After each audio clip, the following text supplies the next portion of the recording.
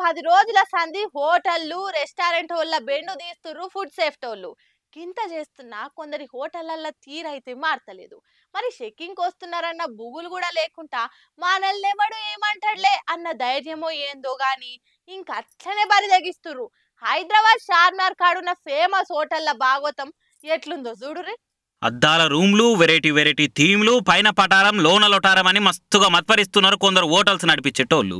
ఏ బిర్యానీ అన్నది ఏ స్టార్టర్స్ అన్నది 5-6 ముక్కలకు 350కి ఏడ తక్కువ తీసుకుంటలేరు. మరి అంతగానం పైసలు తీసుకున్నప్పుడు పైసకు దగ్గర తిని పెట్టాలి కదా. కానీ మిగిలిపోయిన మాంసాన్ని కుళ్ళిపోయేదాకా ఫ్రిడ్జ్ లో పెట్టి వాటిని ఉడుకుడుకు నూనె గోలిచ్చి వడ్డిస్తున్నారు. పేరుకు పెద్ద హోటల్ కానీ వంట రూములు చూస్తే డ్రైనేజీ మోహరిల కంటే అధ్వానం ఉన్నాయి. వాళ్ళు మిగిలిన కూరలు మాంసం దాచే ఫ్రిడ్జులు చూస్తే గీడనా మనం ఇన్నొద్దు లొట్టలేసుకుంటా తింటున్నది అని అంటుంటాము. అంత ఘోరంగా ఉంటున్నాయి. ఈ ఫుడ్ సేఫ్టీలో చెకింగ్లు చేయబట్టి ఇలా బండారం అంతా బయట పడుతున్నది. ఇగో హైదరాబాద్ చార్మినార్ చుట్టుముట్టుండే ఫేమస్ రెస్టారెంట్ల భాగవతం ఇది. ఈ రొచ్చు రోతగున్న కిచెన్ లో ఉండే కస్టమర్లకు వడ్డిస్తున్నారు. మూసినది మోని కూడా గంత ఘోరం ఉండదు. అగో అంత గలీజ్ వంట రూమ్లలో వండి వడ్డిస్తున్నారు. డేట్ అయిపోయిన మసాలాలు మాల్ను కలిపి మస్తుగా వండి పెడుతున్నారు. అటు వరంగల్లో కూడా ఇలా చెకింగ్లు చేస్తే అన్ని హోటల భాగవతం ఇదే ఉన్నది. మన చార్మినార్ కాడ ఓ కుటుంబం వాళ్ళు పెళ్లి రోజున పోయి మండి హోటల్లో తింటే ₹1,00,000 దవాఖాన బిల్లు చేసుకొని బెడ్ ఎక్కిర్రు. ముందుగా ఈ ఫుడ్ బ్లాగర్లను కూడా నడిమిద్దనాలే. అడ్డమైన వాళ్ళు అందరి దగ్గర పైసలు తీసుకొని ఆహా ఓహో అని వీడియోలు పెట్టుడు, గొర్రెల మంద లెక్క ఒక్క చేయబడి ఓడు బాగైతున్నది. ఇటువంటి హోటళ్లను ప్రమోషన్ చేసినందుకు వాళ్ళ మీద కూడా కేసులు వేయాలి. పైసలు మింగినప్పుడు సక్కటి తిండి పెట్టకుండా పాసిపోయింది కుళ్ళిపోయింది వడ్డిస్తున్న హోటల్స్ వాళ్ళకు కూడా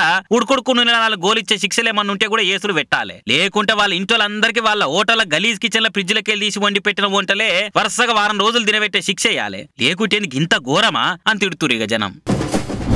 కొన్ని సార్ల బయట జరిగేటి సినిమాలలో పెడతారా లేక సినిమాలలో పెట్టేటి బయట జరుగుతాయా అనిపిస్తుంది. ఇగో ఇది కూడా గసువంటి ముచ్చట్నే.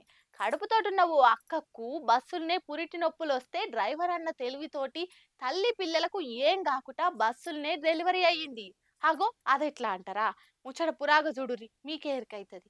బస్సు రియ్యమనొచ్చి దవాఖాన ముంగట ఆగింది. డాక్టర్లు నర్సులు అందరు తయారున్నారు. దబ్బ ఎవ్వర పనాలు టకా టకా చేస్తూనే ఉన్నారు. ఈ హంగామా అంతా ఉత్తముచ్చట కాదు. ఓ తల్లి పిల్లని కాపాడనికే దాన్లాడుతుర్రంతా. అయితే కేరళ మలపురంలా కడుపుతోనున్న ఒక ఆమె ఆర్టీసీ బస్సులా త్రిశూర్ నుంచి కోజిగోడ్లున్న తొట్టిపాలానికి బుధారం పగటీలెళ్ళింది. బస్సు మెల్లగా పేరమంగళం కాడికి ఓంగనే అక్కకి పురిటి నొప్పులు షురు అయినాయట. ఇదే ముచ్చట బస్సులున్నోళ్ళంతా డ్రైవర్ అన్నకు చెప్పంగానే కథం అన్న బస్సును రూట్ మార్చి సీదా దగ్గర పడుతున్న అమలా దవాఖానకు తీసుకుపోయిండు.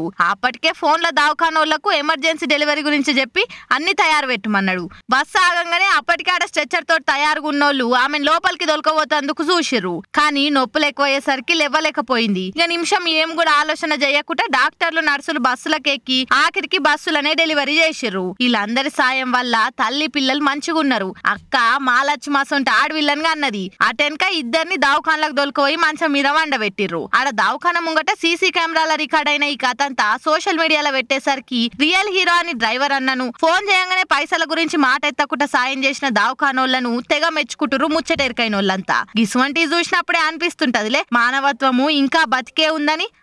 ఏమంటారు?